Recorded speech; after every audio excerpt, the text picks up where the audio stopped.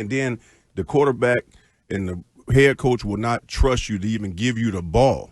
You know what I mean? In situations like that. So it's going to be tough for him. I think it's mental at this point. It was interesting, Mike Vrabel, when we asked him about it yesterday, though, he took a little bit of the blame off of Ramondre and said, well, you got to also look at the guys that are supposed to be protecting Ramondre. Yeah, that's coach speak right there. Go ahead with that, Vrabel. Yeah. I wish I was on when he said that. Guy in that's down. No, they ain't got nothing to do with nobody. So it does fall on Ramondre. No, it falls on him 100%. I mean, the ball is in his hands. You know what I mean? Same thing with Derrick Henry. You know, three games in a row, but that's Derrick Henry. He don't get a pass because it's Derrick Henry. You gave the ball back and cost your team, the game. And Ramondre, that's what he's doing. Well, I am so glad, and I thank the Lord above. I know it's the rapture day, but we have a Hall of Famer in here who played corner.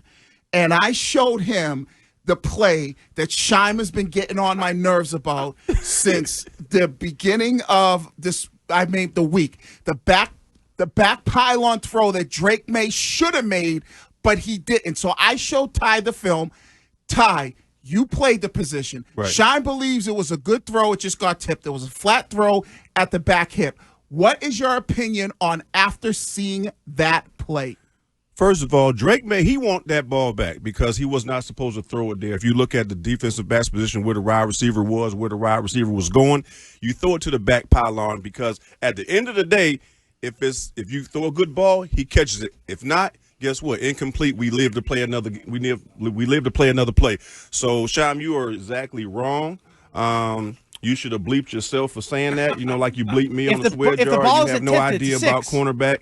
And from that comment, you don't know too much about football, man, because that's common sense stuff right there, right? Man. The corner's already breaking to the corner, though. Like, he's already breaking to the back pylon. The corner's already breaking to the corner. The corner's the end zone. No. I think I'm qualified in this area right here, Chime.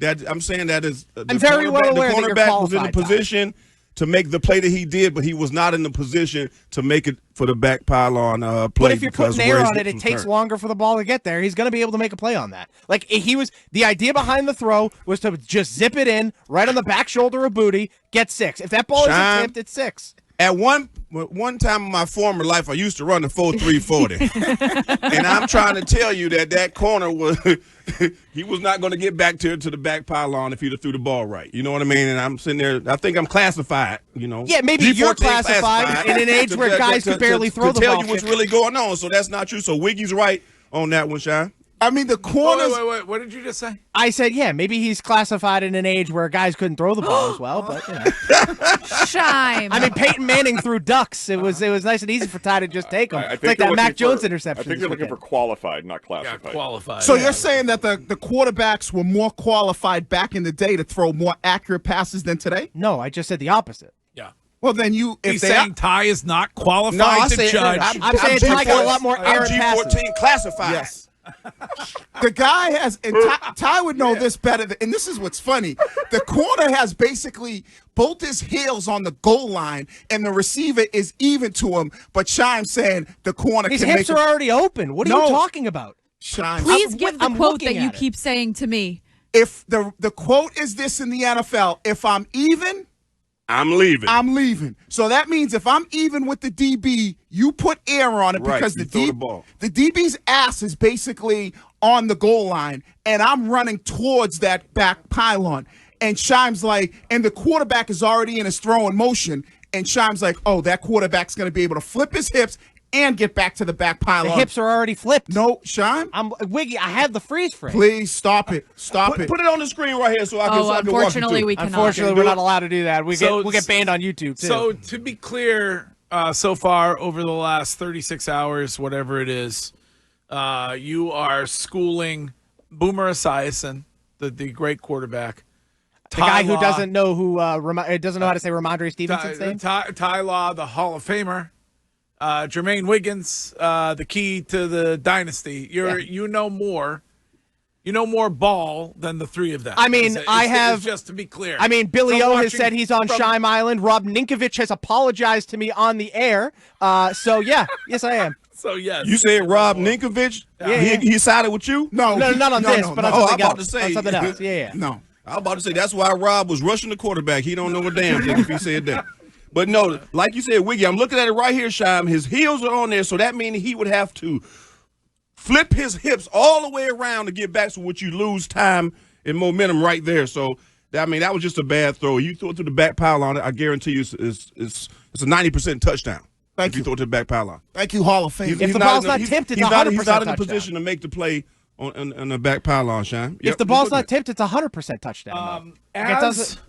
As frustrating to me as the 5 turnovers were, it was 4th and 2, and Pop Douglas not being aware situationally about the simple fact all he needed to do is his foot was on the gain line. Like, all he needed to do was literally, Vrabel would say, knife it. All he needed to do was fall forward to get a first down. Is that as frustrating to you as it is to me? It's very frustrating because you all got to have situational awareness, where you're at on the field. I mean, we practice that constantly all the time, and that's why Vrabel was probably so frustrated himself, because he were in those practices and when we did all situational things. So you have to know that you're trying to make an extra yard, I don't know, to get your stats up or something, because that's what we think. Like, why would you do that? What, you trying to get some extra yards for your stats? Trying to be cute. Exactly. With the drop back move, or he doesn't want to get hit. I mean, I don't know. That was to get extra yards and get on the highlights and get on the ESPN, because it makes no sense. Yeah, a lot of times the guys will do that. You know what I mean? And just like they throw a Hail Mary basically, and you go and instead of knocking it down, you pick it off. You're doing that stuff to get on the stat sheet. I had a teammate like that before, Terrell Buck. That's my guy. Yeah. He got the 50. T-Buck, you throw it up there. Ain't no. He's picking it off if he can. He'll come out of nowhere and pick it off instead of just knocking it down. You know what I mean? You make a great point. There was a pass that he caught earlier in the game when he was clearly down, and then he gets up and acts like he's gonna it's gonna gain another 5 yards or whatever. Extra TV time. Yeah. Did you hear his comment post game, and did that bother you? No, I didn't hear what he Sean, said. do you have that for him? Go ahead. Fourth down play, is that designed for you to get to the sticks, or is that designed to go before and make a play? It was a play. It wasn't designed for anything. It was just. Did you think you were at the first down? Nah. Or you didn't know where? I was somewhere by it. I know I was somewhere by it because we only had 2 yards. So you knew you probably had to make a play. I'm guessing. Yeah. Facts. What's he laughing about? Yeah. They just lost a football game. Yeah, sometime, say next question. Something. If you ain't got nothing to say next question. I mean, I don't understand that one, because obviously he knew where he was at, So if you think you got 2 yards, okay, go 3. Go 4. Run the route there, to back up. So that doesn't make sense whatsoever. The play is designed to get the first down. Exactly. I think, yes, that's what it's designed for. It's more frustrating for me to hear a guy not know where he is. Like, maybe I might have been, because I believe, and Ty, you know this, about the situational football, I believe that some of these guys, and this is why I would think that I can't put this on Vrabel, or even Josh, because they would be telling him, like, I knew as a receiver where the sticks were every single time before I even got there. But the fact that you didn't really know where you were shows, like, are you even, paying attention to where the sticks are? Right, and that's a defensive back. I'm the same way. I got to know where the sticks are at. I got to know where to set my feet so you can't get there. I mean, isn't it time to end that experiment? Cut him. What's the point? Well, my question would be, Wiggy and Ty, doesn't it feel like at points it's almost more it's not that he wasn't aware of where the sticks were, he just doesn't want to get hit? No, but he even said it. He goes, I don't know. I think I was somewhere around. He mentioned also that he knew that there was a corner behind him. Right. And so to me it was almost like he was scared to get hit, which is why he jumped backwards instead of just diving forward. Ty, do you have any questions about the game for Shime? Yeah, feel free. Fire away, baby. That's why they call me the professor. Yeah. Hey, listen, you play football, so you expect to get hit. So I'm not going to say he didn't want to get hit. Right. But he didn't have any situational awareness of where they're at on the field, and he's trying to do extra to make a play, which can end up costing you in the long run. And it did cost him. Because then you've got Drake going out there saying, I take responsibility for it. I should have reminded him. Drake Maye does not have to remind you to get to the sticks in that situation. I mean, that's a as a quarterback taking up for his receiver Right. and being the leader of the team. But I will say the silver lining in this, guys, is we got ourselves a quarterback. You know, Okay. Well, that's what I wanted to get to. Right. So I want to get your Drake take. Yeah. Which is brought to you by your New England Chevy dealers. Together, let's drive. You're happy. We have a quarterback. I mean, we got us a quarterback now. You know, of course, like all quarterbacks, you want to take some plays back. But I got an opportunity to talk to Josh McDaniels, and I said to, talk off camera, behind everything, and his eyes just lit up and said he's the real deal. So when Josh McDaniels says that, and being around the greatest of all time and knowing what he's done with quarterbacks and how he's developed them, he is so excited about this kid. And then when you watch him, he's making some hellified throws. Yeah. Now, dumb young throws too, like that one. Yep. You want to take that back, but Right. then you can say, look at Aaron Rodgers. That interception was nobody around. You know, Right. he threw it into a team meeting. You look at Patrick Mahomes. You know what I mean? So, Drake Maye, you got to give. It happens in football. Everything is not always rosy, but this kid can play. You can see. I mean, look at his accuracy. Right. When the touch that he puts on the ball, he's finding the open guys. He's not always looking to the same person. So I love what I'm seeing in Drake Maye. You keep talking dirty like that to me, Ty. I will admit I was wrong about the end zone. And listen, I'm with you on the Drake Maye. I think we're criticizing him on that play. He'll learn from that. My thing is, this was my lead this morning, is because I see him having that potential. We really need to now get him a legitimate number one weapon. You keep saying that, but they do. I know everybody knows that they're not doing it. They have when to, do though. But Wiggy, he's showing when do you signs. think they're going to do it? He's showing signs, and like I said, don't misquote me. Everybody talking about he's not Tom Brady. I'm not saying that, but he's Tom Brady-esque when he's finding the open guy and making the right play. So yes, he can be successful without having a true number one. But you got to have. But Curtis is going to object to the Tom Brady. Unlike my colleague in here, I listen to the Hall of Fame. But Ty, I get that. But the Tom Brady situation early in his career, Tom Brady-esque, is he had a legit defense. This defense is not Tom Brady early defense. Right. So that defense was 5-13. Just so everybody knows before he came in. The Patriots defense. Yeah, but I mean, there was talent on that defense. Who 5-13? What we say? He talking about your defense. Wait, He's talking about you're not going to go against Ty Law. Wait. You talking about when we number one defense in the NFL? What you talking about? When you lost to the Bengals in Week 1? Oh, ain't that the year we won the Super Bowl? Yes, it is. Yes, it is.